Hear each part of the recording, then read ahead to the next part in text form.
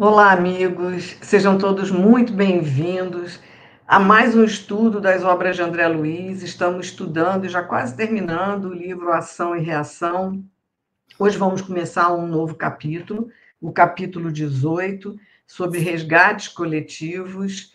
Mas antes, Thelma vai falar para a gente um pouquinho sobre o que aconteceu no capítulo anterior, que era um resgate numa dívida expirante, né, que terminou nessa encarnação. Tudo bem, Thelma?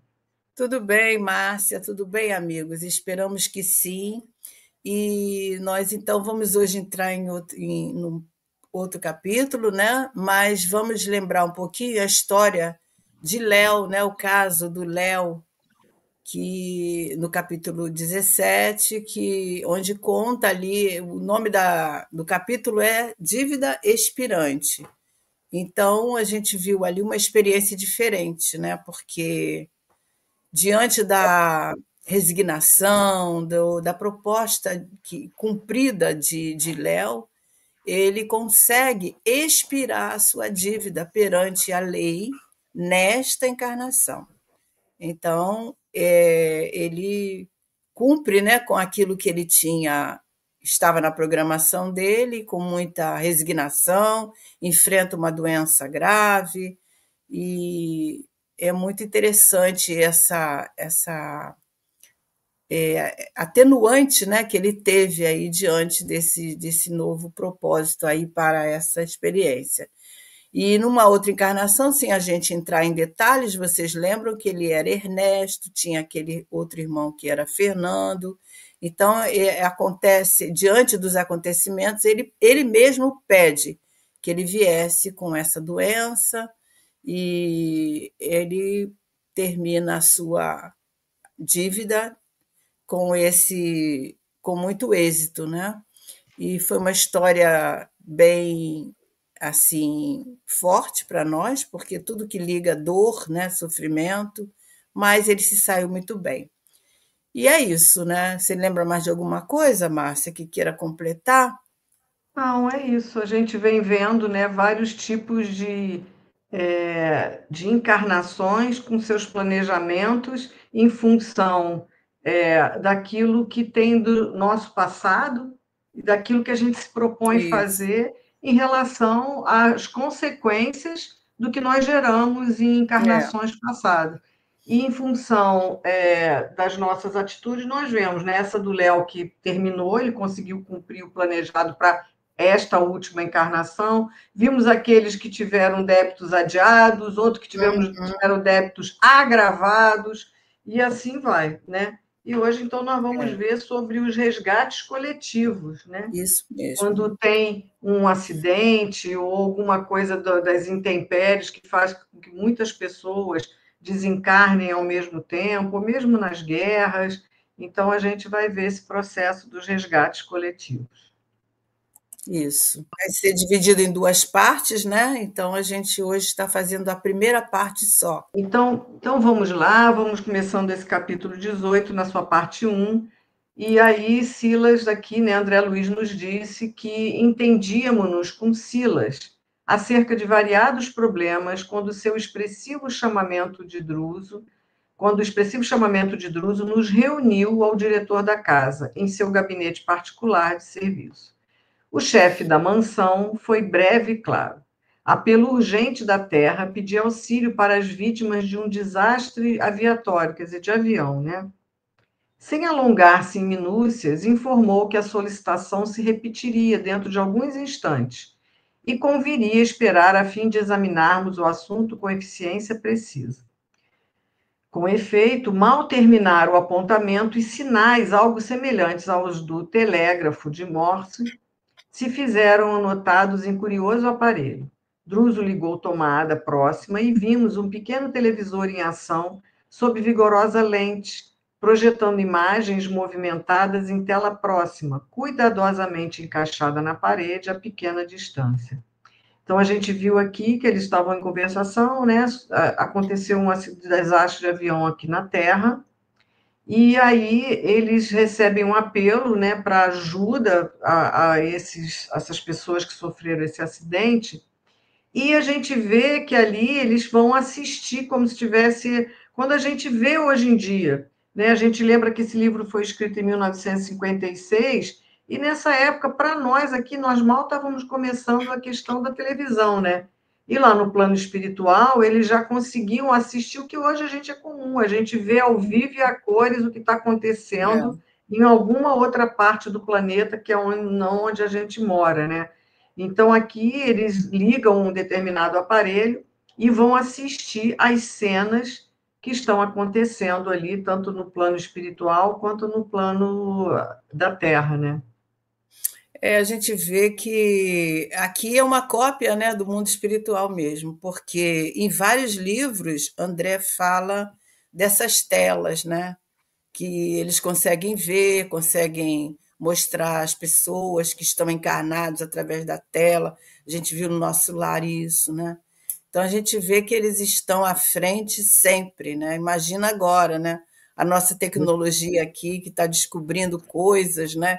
Inteligência artificial certamente deve ter lá já há muito tempo alguma coisa semelhante, né?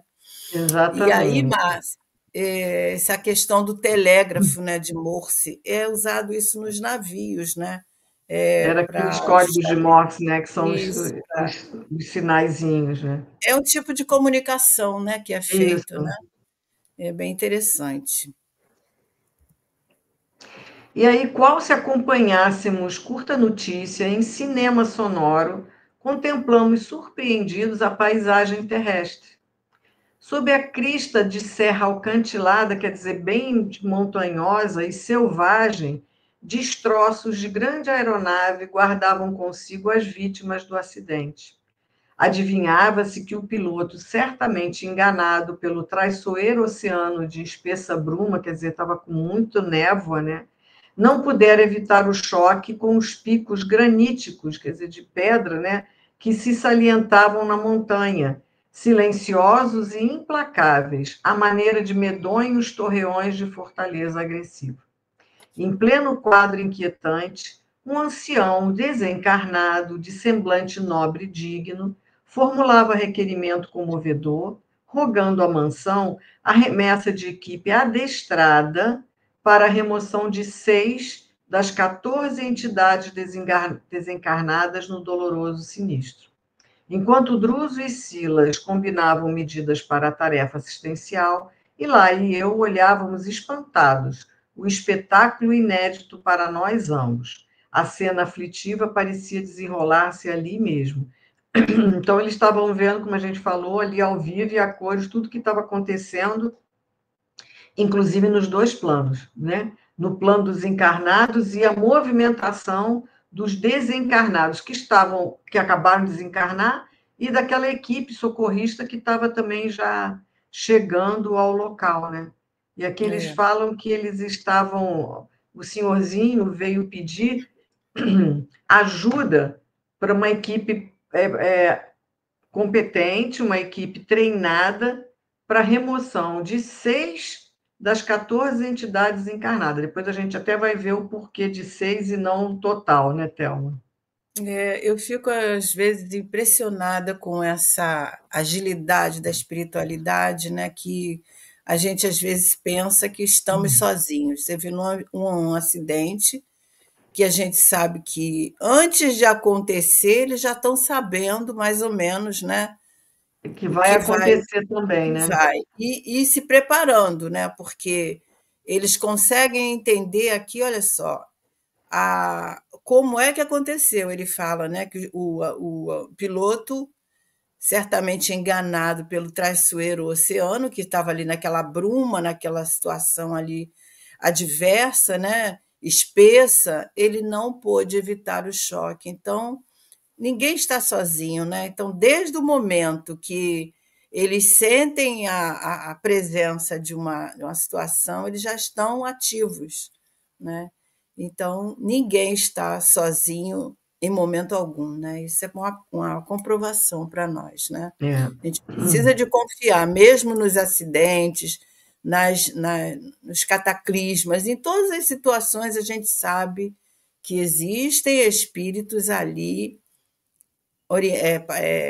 diante daquilo, quando não podem evitar, estão amparando, né?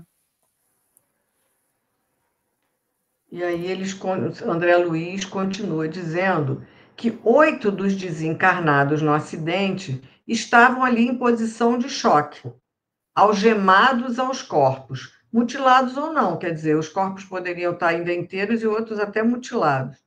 Uhum. 4 gemiam, junto aos próprios restos, e 2 deles, não obstante ainda enfaixados às formas rígidas, gritavam desesperados em crises de inconsciência. Contudo, amigos espirituais, abnegados e valorosos, velavam ali, calmos e atentos, figurando-se cascata de luz vertendo do céu. O auxílio do alto vinha solícito em abençoada torrente de amor. O quadro patético era tão real à nossa observação que podíamos ouvir os gemidos daqueles que despertavam desfalecentes, as preces dos socorristas e as conversações dos enfermeiros que consertavam providências à pressa.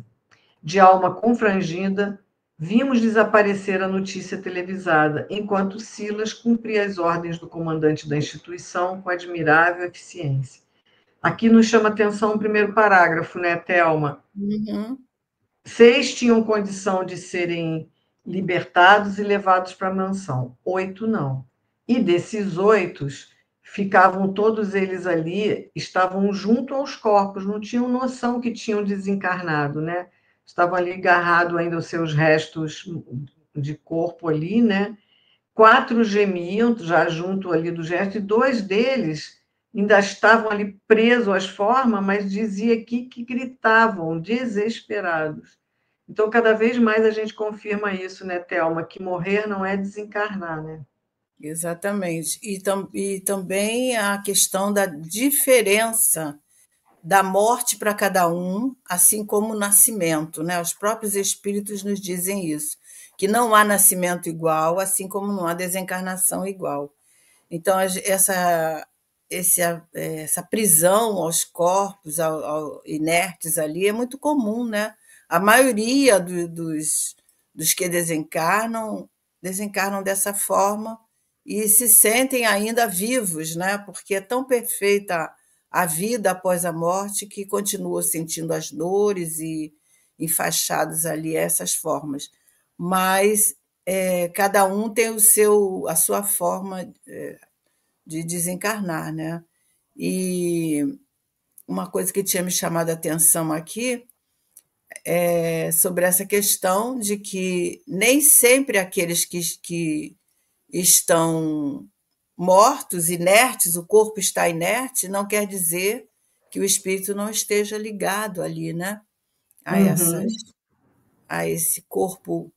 E é um sofrimento muito grande para o espírito, né? Porque eles não se veem mortos, muitos querem reanimar o corpo. É bem desesperador para o espírito que se vê assim, né? E eu lembro a gente, né, nas participações de nossas reuniões mediúnicas, né, já já vi casos, né, de ele estar se vendo fora do corpo, né, e ele não entender, mas como é que eu estou aqui e eu estou ali, né? Não É, entender que eu não estou ali porque aquele corpo não me pertence mais e é, fica perdido. Mas como eu estou em 2 lugares, estou aqui, estou ali, então é. é muito difícil quando a gente não tem essa compreensão, né, dessa continuidade da vida, né? É uma questão que faz parte da nossa educação moral, né? Nos educarmos para a morte. Quanto mais a gente pensa nesse desenlace, que a vida é transitória, né? Que tudo pertence ao mundo material, vai continuar aqui, só o espírito vai continuar vivo, né? Isso é muito importante. E agora me lembrei aqui de um livro que vem falando sobre isso, para a gente não pensar que só são aqueles que não são espíritas ou que não conhecem a doutrina espírita que acontece isso. Não é. Pode acontecer com qualquer um de nós, né? Se nós não nos Exatamente. prepararmos. Tem um livro que chama, da Dona Otília, eu sempre me equivoco no nome por causa do livro do Leon Denis, que chama Depois da Morte. Esse Como é que é, gente? Eu sei qual que você está falando. Mas, enfim, É, mas você então, fala do assunto, depois a gente lembra. eu vou lembrar, depois eu falo com vocês. E aí, esse livro, ele vem contando, a Dona Otília desencarna, ela foi uma diretora da Mansão do Caminho, né? Isso muito no início da mansão. E ela desencarna ali perto do Divaldo. E ela passa por todo um momento de sofrimento, período, né? Então, ela vem contando para nós a questão da desencarnação, né? Contando toda a sua o que aconteceu com ela para que a sua filha, a preocupação dela era essa, que a sua filha entendesse e fizesse diferente, né? Então não são Além só da aqueles morte. além da morte. São títulos parecidos e eu me confundo. Além da morte, da Dona Otília. E aí é muito interessante esse livro, porque ela era uma trabalhadora ativa da mansão, né? E é assim, pega de surpresa. Então, quanto mais a gente se educa para a morte, mais nos favorece esse desenlace, né, verdadeiro dos liames é, espirituais e materiais. Bom, e aí o André continua. Em poucos instantes, diversos operários da casa, quer dizer, da mansão, puseram-se em marcha na direção do local minuciosamente descrito. Voltando ao gabinete em que lhe aguardávamos o retorno, Silas ainda se entendeu com o orientador por alguns minutos com respeito ao serviço em foco. Foi então que Hilário e eu indagamos se não nos seria possível a participação na obra assistencial que se processava, no que Druso paternalmente não concordou, explicando que o trabalho era de natureza especialíssima, requisitando colaboradores rigorosamente treinados.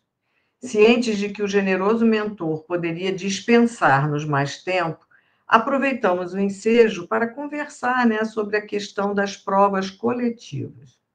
Hilário abriu o campo livre ao debate, perguntando respeitoso por que motivo era rogado o auxílio para a remoção de 6 dos desencarnados, quando as vítimas eram 14. Então, aqui nós temos a primeira questão É, dele colocar que eles querem participar desse resgate e Sila diz não, né? Para esse tipo de trabalho, de desligamento, né? Ali está se processando uma desencarnação, de atendimento, só colaboradores rigorosamente treinados. Então, a gente pensa aqui, né? E a gente, às vezes, dá pouca importância em várias questões, somente de atuação na casa espírita, da nossa preparação para diversas atividades, né? exatamente. E ali no plano espiritual a gente vê que isso é o tempo todo, né, Thelma? Só os É, trabalhadores treinados. Eu lembro até daqueles capítulos, especialista no passe, os especialistas, uhum, né? Lembra uhum. também com a Zenóbia, a Na casa Luciana, que era transitória. especialista de conseguir interpretações da leitura mental, tudo isso porque ela se especializou. Então, o tempo todo eles falam nessa preparação, né? Eles dão muito valor à questão da capacitação, né? Cada um na sua, doando aquilo que sabe fazer, né?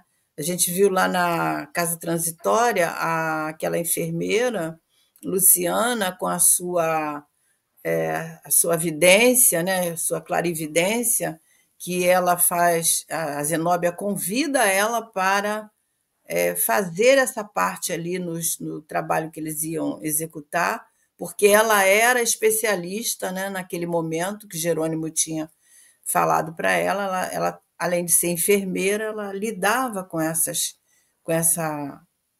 parte, né, de então a gente vê aí, como você falou, no trabalho da casa espírita, é muito importante nós estarmos também valorizando a questão da capacitação em tudo que nós formos fazer, né, para melhorar a nossa qualidade de trabalho, né? Não é isso. Bom, e aí, Hilário, é isso, né? Indaga e Silas vai responder, né? Por que só vão atender a 6 dos 14, Ah, né? E os sim. outros 8, né? E aí indaga Silas, não, indaga o Druso. Aí o Druso responde: olha, o socorro no avião, né, que aconteceu esse acidente, ele é distribuído indistintamente. Mas, contudo, não podemos esquecer, se o desastre é o mesmo para todos os que tombaram, a morte é diferente para cada um. No momento, serão retirados da carne tão somente aqueles cuja vida interior lhes outorga, quer dizer, conseguem São na mortos. imediata liberação. Uhum. Quanto aos outros, cuja situação presente não lhes favorece o afastamento rápido da armadura física, permanecerão ligados por mais tempo aos despojos que lhes dizem respeito. E aí o Hilário pergunta: mas quantos dias? Né? E Druso responde: depende do grau de animalização dos fluidos que lhes retém o espírito, a atividade corpórea. Alguns serão detidos por algumas horas, outros, talvez, por longos dias. Quem sabe? Corpo inerte nem sempre significa a libertação da alma. E aí é isso, né, Thelma? E a gente lembra aqui, né, antes da gente comentar, sugerindo aos queridos amigos que deem uma olhada na terceira parte do capítulo 3 da segunda parte do Livro dos Espíritos, quando Kardec vai falar da volta do espírito, quando termina a vida espiritual. E a pergunta 155, ele fala sobre isso, né? Ele pergunta aos espíritos, né, quanto tempo isso deve demorar, se é logo, e os espíritos que depende, geralmente deve ser rápido, mas nem sempre é. E Kardec faz uma observação que pode demorar dias, semanas, meses, até anos. E a gente vê isso, já viu isso no... Qual foi o livro? Foi Missionários, Thelma, aquele... ou Obreiros, agora eu já nem lembro, né, da gente, daquela moça que ficava presa aos seus Obreiros da vida despojos, eterna. obreiros, né, no cemitério, e sabe lá Deus, a gente não tem noção de quanto tempo aquela criatura já desencarnou e está ali, ainda presa Muito. aos seus despojos ali, ao seu corpo já todo É, em putrefação, né? Então, é. depende, né? Em muitos livros a gente vê isso, né? Lá no Dramas da Obsessão, com a dona Ivone Pereira, através do doutor Bezerra, a gente vê ali, né, uma família inteira que ficou 400 anos presas no tipo de morte que eles foram, eles sofreram, né? E uma perseguição muito grande aos cristãos nesse livro, né? Os judeus, aos judeus. E aí eles ficaram ali 400 anos com a mesma indumentária, apresentando o mesmo ali preso, né? Então, pode durar dias, meses, anos e séculos, né?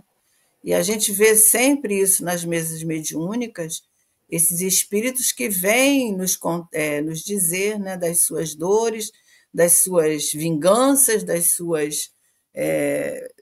do seu sofrimento, porque ainda estão ligados à sua vida, né?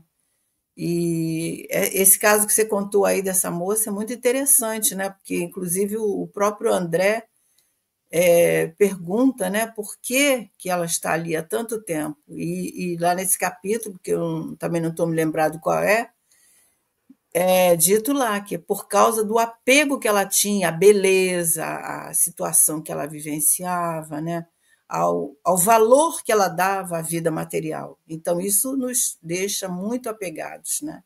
E ele fala É, assim, depende do grau de animalização, que é justamente isso, o grau de apego, né, que a gente tem, que engrossa esses fluidos, fortalece esses fluidos animalizados, que são os nossos fluidos que ligam o corpo ao perispírito, né, eles ficam mais fortes.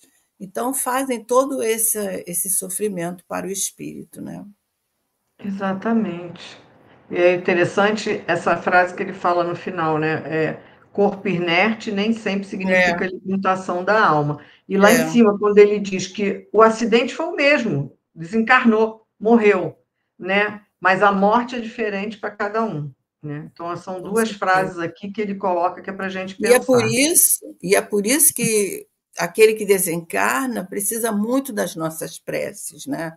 Porque isso também é dito lá no Evangelho, no capítulo 27, Kardec vem explicando por que o espírito precisa das preces. Porque ajuda ele se desprender, ajuda ele nesse momento de perturbação, que Kardec chama assim, né? Esse período é o período de perturbação, ou seja, da adaptação do espírito ao mundo espiritual. O capítulo 2 também do Céu e Inferno, que é o passamento, é muito interessante da gente estudar, para a gente entender o que acontece com a gente nessa hora. Né? Isso mesmo. Bom, e aí o Druso vai continuar. O gênero de vida que alimentamos no estágio físico dita as verdadeiras condições de nossa morte. Quanto mais chafurdados, quer dizer, afundados o ser nessas correntes de baixas ilusões, quer dizer, como a Thelma está falando, nas nossas vidas materiais, né? Mais tempo gastamos para esgotar as energias vitais que nos aprisionam a matéria pesada e primitiva que se nos constitui a instrumentação fisiológica, demorando-nos nas criações mentais inferiores a que nos ajustamos, nelas encontrando combustível para dilatados enganos nas sombras do campo carnal propriamente considerado. E quanto mais nos submetamos às disciplinas do espírito, que nos aconselham equilíbrio e sublimação, mais amplas facilidades conquistaremos para a exoneração da carne em qualquer emergências de que não possamos fugir, à face dos débitos contraídos perante a lei. Assim é que morte física não é o mesmo que emancipação espiritual.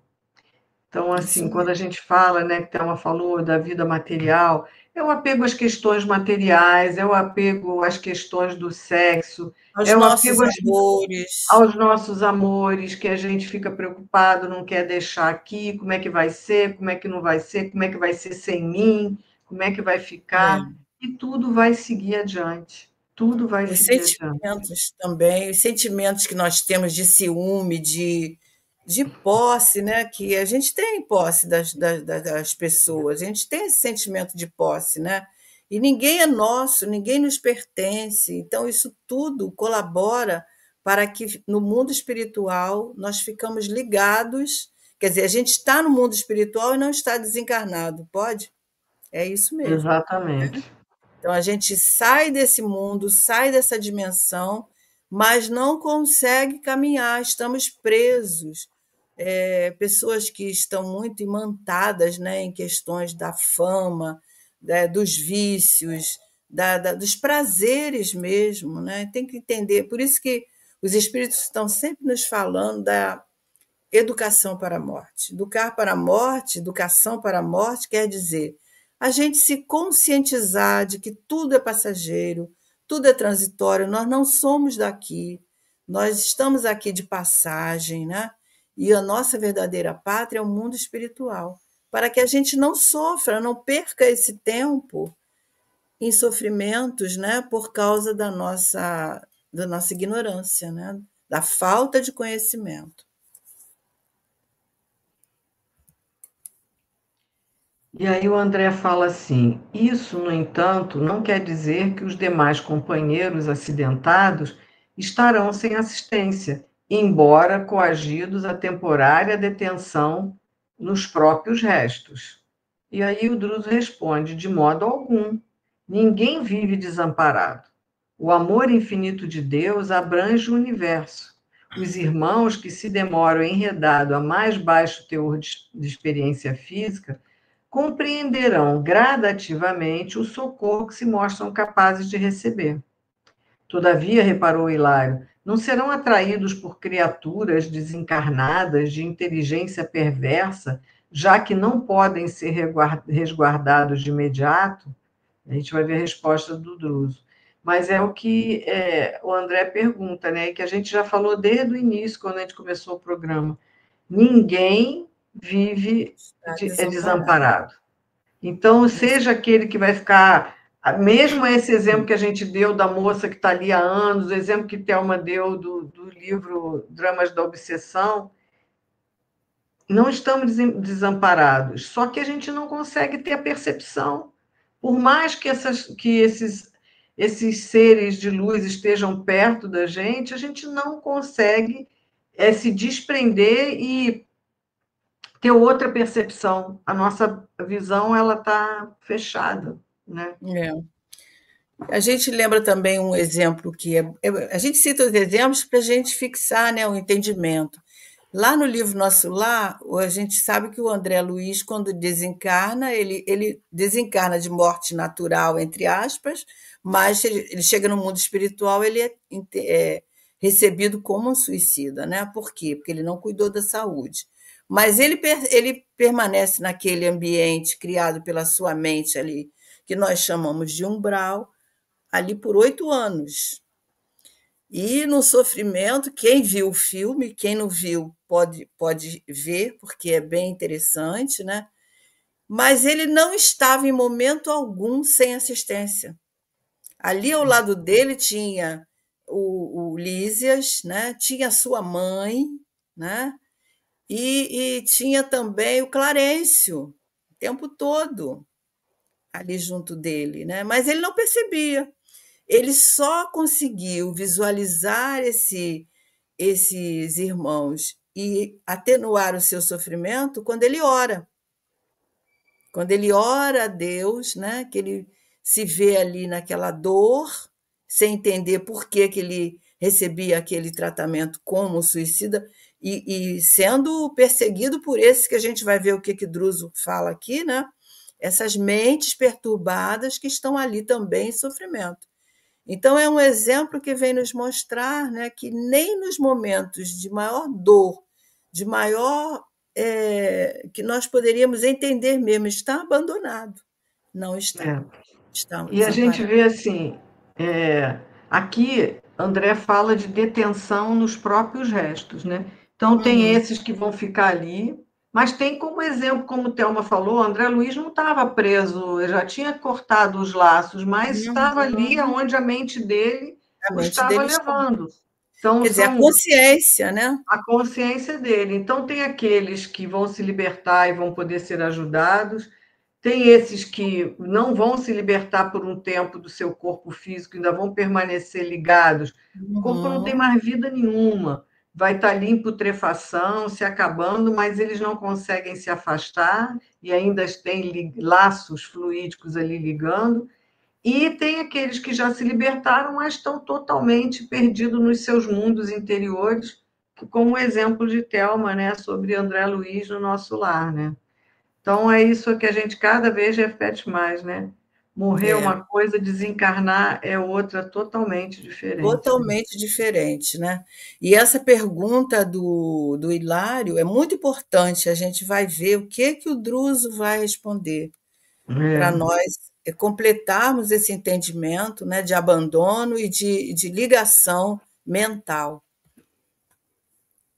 Druso estampou significativa expressão facial e ponderou: sim, na hipótese de serem surdos ao bem, é possível se renda às sugestões do mal, a fim de que, pelos tormentos do mal, se voltem para o bem.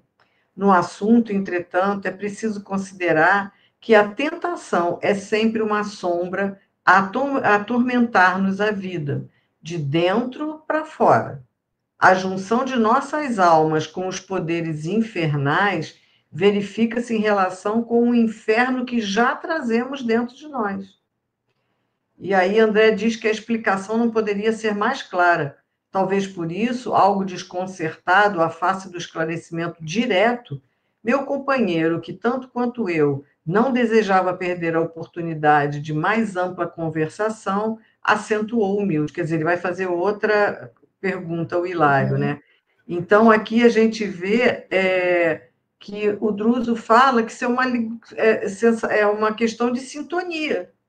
Se uhum. dentro da gente a gente está com todas essas sugestões de coisas ruins, de pessimismo, de apegos, a gente vai atrair quem está ali conosco, né? Quem está ali na Na mesma mesma, sintonia, né? na Na mesma mesma. vibração, né? Uhum. E esse inferno é aquilo que nós já trazemos dentro de nós, né? O Kardec fala lá no Céu e Inferno que o inferno é um estado de alma, assim como o céu também, né? Então, se a gente trabalha a nossa mente em relação ao mundo espiritual, né? Em relação à nossa vida, naquilo que nós já falamos, que a vida é transitória, que nós, não, nós somos espíritos imortais, estamos aqui cada um com uma missão, e então, voltados certamente para o bem, né? Vibramos no bem, é, é, agimos no bem, nós estamos captando fluidos benéficos para nós mesmos, né? E que vai nos ajudar muito. Aliás, lá no Livro dos Espíritos tem uma questão que não sabemos o número da questão, mas é perguntado, Kardec pergunta se o conhecimento, ou seja, o entendimento da vida espiritual é importante para o espírito, se isso ajuda, né, o espírito na erraticidade. E eles dizem, os espíritos dizem que sim, ajuda muito, porque isso faz com que a gente vá construindo esse bem dentro de nós, esse amor do Pai, né? Essa certeza, essa confiança em Deus. Isso tudo, vê aí que o André se ligou aos espíritos, lá no nosso lar, como nós citamos, pela oração. Então, se a gente lembra da oração, a oração é conexão com Deus, né? E feliz aquele que no momento da sua passagem tem essa lembrança ou essa condição de estar em prece. Olha que maravilha, né? Desencarnar em prece. Isso é uma bênção, porque vai ajudar essa alma a ligar a esses amigos que certamente virão mais ajudar, né, de uma forma mais intensa ali, porque ele está receptivo. Exatamente. E aí o Hilário fala: nobre instrutor, de certo não temos o direito de questionar qualquer determinação que venha da sua autoridade, né?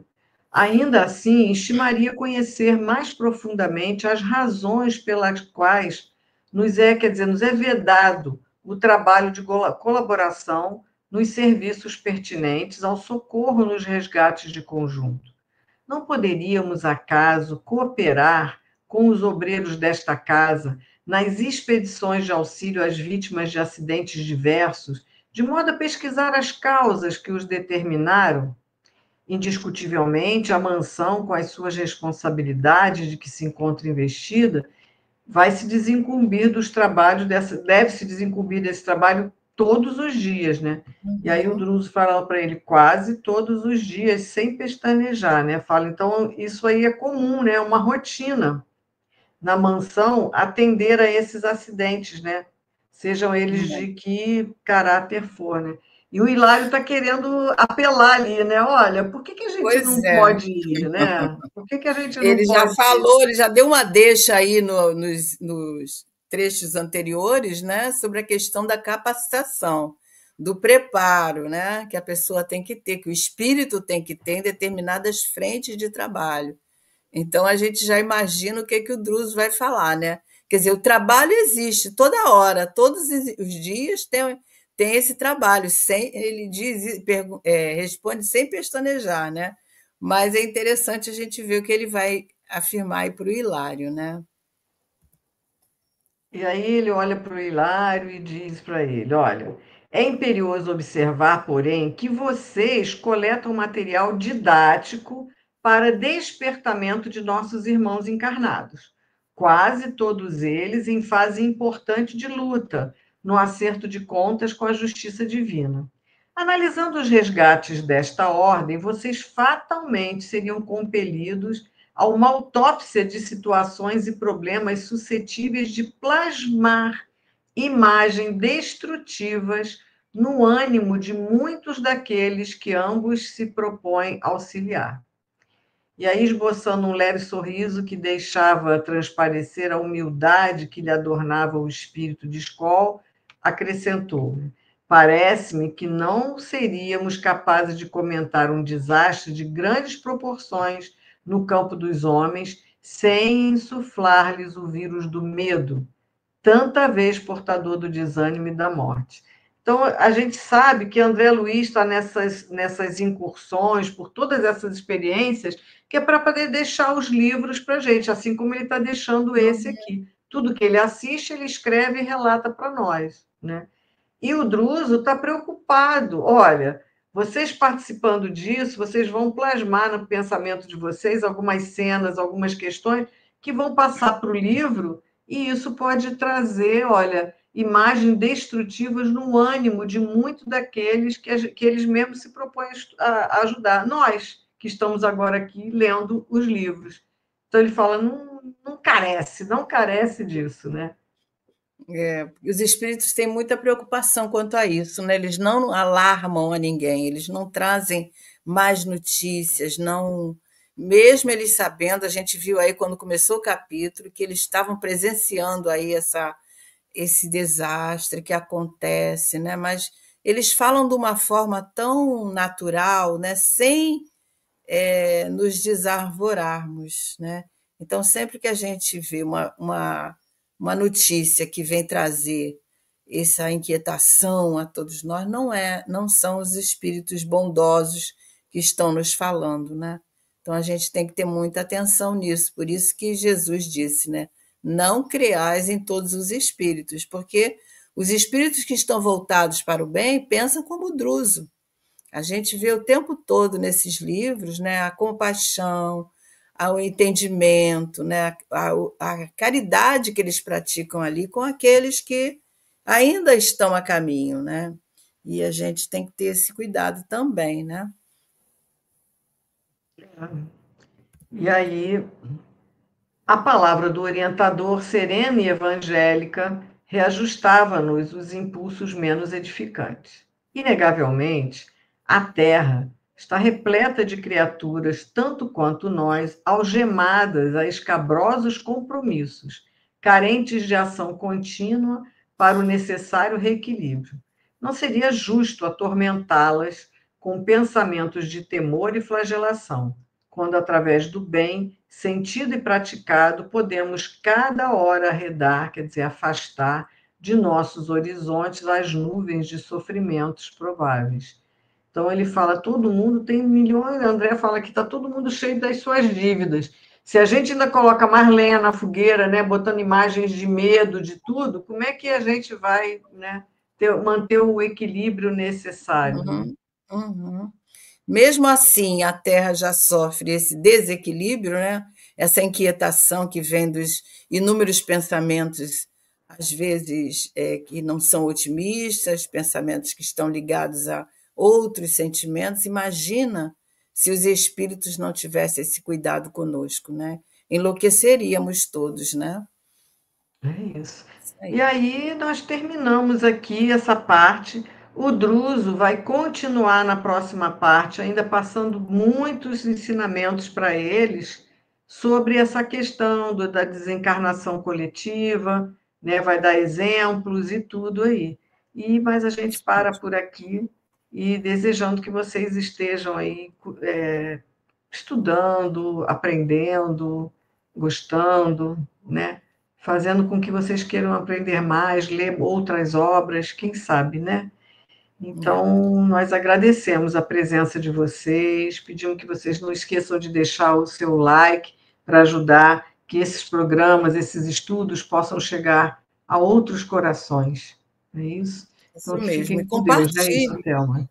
Isso, e compartilhem, Isso. né? Compartilhe com seus amigos, né? Convide a assistir, mande o link, incentive, né? Porque sempre é bom nós estarmos, como dissemos durante o estudo, nos educando para estarmos um dia no mundo espiritual novamente, né?